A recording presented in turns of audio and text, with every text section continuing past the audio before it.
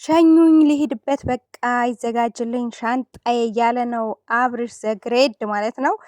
አብርሽ በጣም ያሳዝናል። እንግዲህ ሄርሜላ፣ ሩታ፣ ዳኒ፣ ኤፍሬም እንግዲህ ትላንትና በሄርሜላ ቤት የተለቀቀ ቪዲዮ አይታችሁታል። ሰላም ለእናንተ ይሁን የሀገሬ ልጆች፣ በያላችሁበት የፈጣሪ ሰላም ይድረሳችሁ እያልኩኝ ሼር ላይክ ሰብስክራይብ ማድረጋችሁ አትርሱ እያልኩኝ እንግዲህ በትላንትና ቪዲዮ እንዳየነው አብርሽ ሩታ ቤት ሄዶ ልብስ ለማምጣት ሻንጣዬን ስጭኝ እያለ እንግዲህ ግብ ውስጥ ገብቶ ነበረ። በመሀልም ደግሞ እንዳያችሁ ሄርሜላ መጣች ከዳኒ ጋር።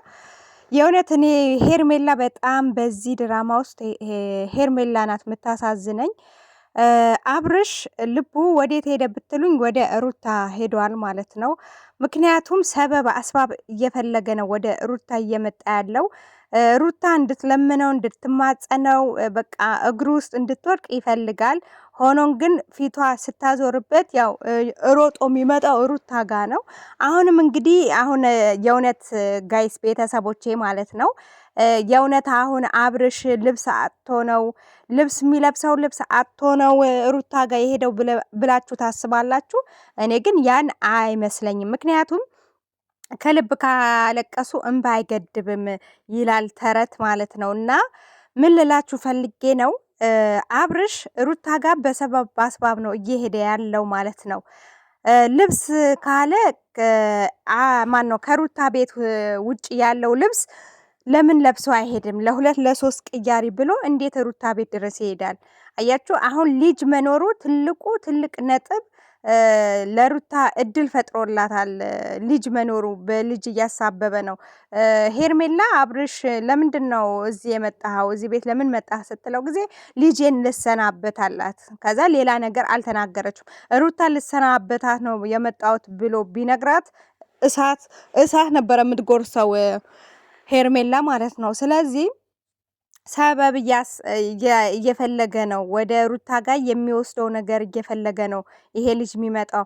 ስለዚህ እኔ ለሩታ ለሄርሜላ መናገርም መምከርም የምፈልገው ያው እኔ የኛ ምክር አሰማም፣ ልጅቷ የምሰማ ነገር አይደለችም። ምክንያቱም ሄርሜላ አይምሯ ተደፍኗል፣ ልቧም ተደፍኗል። የሰው ልጅ በዚህ ደረጃ ለወንድ ልጅ መገዛት ፈጣሪ አይደለ? በዚህ ደረጃ ለወንድ ልጅ መገዛት እኔ የእውነት ፌር ነው ብዬ አላስብም። ምንድን ነው? ምን እየሆንሽ ነው? ከራስሽ ከጎዳና እየወጣሽ እኮ ነው። ቤተሰብ የለሽም፣ ክብር የለሽም። የሚያይ ሰውስ ምን ይለኛል አቲም? የወደፊት ህይወትሽስ? ወይስ እስከ መጨረሻው ከአብርሃም ጋር ትዳር ይዤ ልጅ ወልጄ እኖራለሁ ብለሽ ነው የምታስቢው? እኔ ደግሞ ይሄ ህይወት ሲጀመር ስትመጪ አመጣጥሽ ራሱ የገባሽበት ህይወት በጣም ውጣ ውረድ እንዳለው ማሰብ ነበረብሽ። ዛሬዋ ቀን እንደሚመጣ ሄርሜላ ማሰብ ነበረብሽ። ምክንያቱም ነገ ህይወት ያለው ሰው ያውም ያረገዘች ሴት ፍቅረኛ ያለው ባለትዳር የሆነ ወንድ ነው ብለሽ አይምሮሽ ማሳመን ነበረብሽ። እንደዚህ አይነት ዋጋዎች እንደምትከፊ ትላንትና ማሰብ ነበረብሽ። ትላንትና አብርሃም ጋር ስትመጪ ይሄ ሁሉ ዋጋ እንደሚያስከፍልሽ ከሩታ ጋር ያለው ጉዳይ ያላለቀ ለይሉኝታ ለስም ይሄ ጊዜያዊ ስሜታዊ ጥል ገብቷቸዋል። የሰው ልጅ 20 ዓመት ተለያይቶ ኖሮ የሚገናኙ ባለትዳሮች ጥንዶች አሉ። 10 ዓመት 5 ዓመት ተለያይተው የሚገናኙ ልጆች አሉ። ሩታና አብርሽ ግን ዓመት አልሞላቸውም። አንቺ በመሃላቸው ስትመጪ ገብቶሻል። ዓመት ሳይሞላቸው ነው እርጉዝ ሆና ነው አንቺ አብርሃም ህይወት ውስጥ ገብተሽ በቃ እኔ ልቆጣጠር ያልሹ። ይሄ ደግሞ ፌር አልነበረም፣ ትክክል አልነበረም አመጣጥሽ።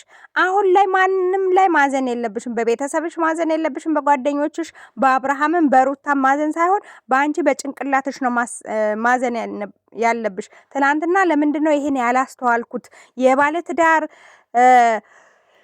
ከባለትዳር ወንድ ጋር ስማግጥ በትላንትና ቀለበት አርጎላት ዱባይ ድረስ ሄዶ በህዝብ ፊት አገባሻለሁ ብሎ አግብቷት ቬሎዋን በቬሎ ያስወጣት ሚስት እያለችው አርግዛ እያየሽ የገባሽበት ትዳር ዛሬ ማንም ወቃሽ እንዳታረጊ፣ ውጪ እየተባልሽ ነው። ከዚህ ህይወት መውጣት ነው ያለብሽ። አንቺ ጭራሽ ትላንትና የእውነት አብርሃም ይፈልግሽ ቢሆን ኖሮ ቤትሽ ድረስ መጥቶ አንኳኩቶ ነይ ሄርሜላ ፍቅረኛዬ፣ ወዳጄ፣ የልቤ ጓደኛ፣ የክፉ ቀን ደራሼ አንቺ ነሽ ነይ ተሰናበችኝ ሊሄድ ነው ብሎ ቅድሚያ መጥቶ አንቺ ጋር ነበረ ተሰናብቶ መሄድ የነበረበት። ግን አብርሃም እየሄደ ነው እየሸሽ ይሄ ቆዳው አይደለም ስጋው አይደለም ሄደ የምትባዩ ሴትዮዋ ምሰሚ ከሆነ ማለት ነው። አብርሃም ልቡ ሄዷል። በቃ ልቡ ወደ የልጁ እናት ጋር እየሄደ ነው። በሰበብ ባስባቡ ትላንትና ራሱ አንቺ መምጣት አልነበረብሽም። በቃ ኦኬ። ስለዚህ እሷን ጋር ልትሰናብታት ሄደሃል። እሺ ኤፍሬም ባይኖር እኮ ፍቅር ፍቅር ሊጫወቱ ሁላ ይችሉ ነበረ እነዚህ ልጆች። ኤፍሬም ነው አሁን በመሀላቸው ይሄ ምንድነው ድንጋይ የሆነው ማለት ነው። ወይ ከሰው ህይወት አይወጣ ወይም የሰው ህይወት አያስተካክልም። ኤፍሬም በመሀል እየገባ ነው የሰው ህይወት እየበጠበጠ ያለው። ስለዚህ እሱ ብቻዋን መስሏት ብቻዋ የሆነች መስሎት ነበረ ሩታ ሲሄድ ጊዜ ግን ኤፍሬም አለ። ገብቶሻል? ስለዚህ ይሄ ልጅ ወደ አንቺ እየሄደ አይደለም። በአሁን ሰዓት እንደምታየው ቅድሚያ ለሷ እየሰጠ ነው፣ ጊዜ ለሷ እየሰጠ ነው። ስታወራው ራሱ አሳብ የሚያዳምጣት እሷን ነው። አንቺ ግን ስታወሪው ፊቱ እያዞረብሽ ነው። ወደ ዳኒ ነው ፊቱ ያዞረብሽ። አሁን ትላንትና ስታወሪ ወደ ዳኒ ነበረ ፊቱ ሲያዞር የነበረው። ስለዚህ አይፈልግሽም ተይው እየተባልሽ ነው። ቲክቶከሮች እየነገሩሽ ነው። ዩቱብ ላይ መጥተው ኮመንት እየጻፉልሽ ነው። እኛም ቪዲዮ በተቻለን መጠን እንደ ሴት ነገ ደግሞ ከዚህ የበለጠ ነው ዋጋ የምትከፊው። ምክንያቱም ሩታ እልህ ውስጥ ናት። ገብቶሻል? እስከ ህይወትሽ ድረስ ታሰጋሻለች ሩታ። እንደዚህ አይነት የባለ ትዳር የያዙ ወንዶች ልጅ ያላቸው ወንዶች ጋር ፍቅር ስጀምሩ ትዳር ስጀምሩ በቃ ዋጋ እንደምትከፍሉ አይምሯችሁ ማሳመን አለባችሁ። ነፃነታችሁ ይገፈፋል። መቼም ሰላማዊ የሆነ ትዳር አትኖሩም። መቼም በቃ ሰላም ያለው ህይወት አትኖሩ። ምክንያቱም እዛ ጋር ያልጨረሰው ያልተዘጋ ፋይል ልጅ የሚያክል ነገር አለው። ምክንያቱም ሩታ እልኸኛ ናት። ታፈቅረዋለች፣ ተወደዋለች። ድብን አርጋ ነው የምታፈቅረው። አስመሳይ ስለሆነች ስለምታስመስል ነው። አልሸነፍ ባይ ስለሆነች ነው እንጂ ሩታ ከአንቺ በላይ ታፈቅረዋለች።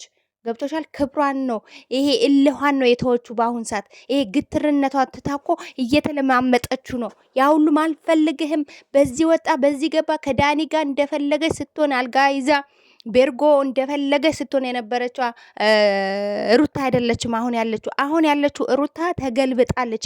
አንቺ እልህ ውስጥ ጨምረሻታል። ገብቶሻል? እልህ ምላጭ ያስወጣል ይላል የሀገሬ ሰው ሲተርት። ስለዚህ ሩታ አሁን ዋጋ መክፈል ካለባትም ዋጋ ትክፈል። በቃ አንቺ ግን በዚህ ህይወት ውስጥ ምንም ቦታ የለሽም። ውጪ። ገና አንቺ ምንሽም አበባ ነሽ፣ አልተነካሽም። በእርግጥ የምታሳልፉት ላይፍ እናንተ ናችሁ የምታውቁት። ግን እኛ እንደምናየው ዋጋ ብዙን ዋጋ አልከፈልሽም። ከዚህ በኋላ ነው ዋጋ የምትከፊው። በጣም ነው ዋጋ የምታስከፈልሽ ሩታ። ስለዚህ አንቺ አብርሃም አትበይ፣ ተዩ። በቃ የራስሽ ህይወት ኑሪ። የእውነት ወደ ራስሽ ተመለሺ። አንቺ የመሰልሽ ልጅ አትበላሺ ነው የምንልሽ። አብርሃም ደግሞ ከሴት እህቶቻችን ላይ ውጣ። አንተ እኮ በዚህ እድሜ 2 ሴት ታማግጣለህ ማለት ነው። በዚህ እድሜ የእውነት 30 እንኳን የሞላህ አይመስለኝም። ብር ነው ዩቱብ ነው እንደዚህ ቦርጫም ያደረገህ ማለት ነው። ስለዚህ ሴት እህቶቻችን ላይ አትጫወት። ከሴት እህቶቻችን ላይ ይሄ አሻንጉሊት አታድርጋቸው። ሴት ልጅ ርካሽ እንደሆነች፣ ሴት ልጅ የሚፈልጋት እንደሌለ፣ በቃ አንተ ሁሌ ተፈላጊ ሁሌ ተፈቃሪ ነክ። ገብቶሃል? ስለዚህ ከሴት እህቶቻችን ላይ እንደዚህ አይነት ድራማ ምሰሩ ከሆነ የሆነ ድራማ ከሆነ ይሄ ህይወት ለኛ አያስተምረንም። ለመዳብ ቅመሞች፣ በመዳብ ቅመሞች ደግሞ እየተጫወታችሁ ነው። በጭንቅላታችን እየተጫወታችሁ ነው ያላችሁ። ስለዚህ አሁንም ቢሆን ደግሜ ደጋግሜ የምነግርሽ፣ ምክንያቱም ሩታ ተነገራት ተዘከራት ምሰማ ጉድ አይደለችም። አንቺ ግን መተው ትችያለሽ። ልጅ የለም ልጅ ሳይመጣብሽ በፊት እንደ ሩታ ዲቃላሽን አሳቅፎሽ እየየ ከምቲ ይሄ የለመደ ነው። አብርሃም ከአስሩ ጋር ላይፍ ማሳለፍ አዳዲስ ፍቅሮችን መጀመር ለሱ ብርቁ አይደለም። ምክንያቱም የፍቅር ልብ የለውም፣ የአፍቃሪ ልብ የለውም። ገብቷችኋል? ፍቅር ማለት ይሄ አይደለም። ፍቅር ማለት እንደዚህ አይደለም። በሴት እህቶቻችን ላይ ይሄ ቁማር መጫወት አይደለም።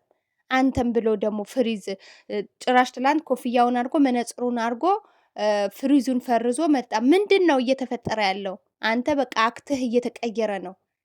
በቃ እኔ ነኝ ተፈላጊ። በዚህ ደረጃ ወንድ ልጅን እንደዚህ እንዴ!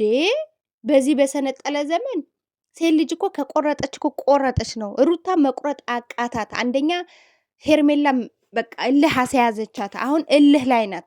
ፍቅሯም ወጥቶላት ሊሆን ይችላል፣ ግን ለምን ተሸነፍኩ? ህዝቡም እየሰደባት ነው። ከቤተሰቦቿ እርቃለች። አሁን ከእህቷ ዩቱብ ከሰሩም በጣም ቆይቷል። ከእናቷ ከተገናኙ በጣም ቆይቷል። ሩታ ከሁሉን ሰዎች በቃ ከጽጌ ሮያል ብቻ ነው ያራቀችው። አሁን ከኤፍሬም ከነዛ ከነሜሮን ከብዙ ሰዎች ጋር ተራርቃ ነው ያለችው። አሁን ብቻዋ ናት ያለችው። ስለዚህ እረፍ፣ ከነዚህ ሴቶች ህይወት ውጥ።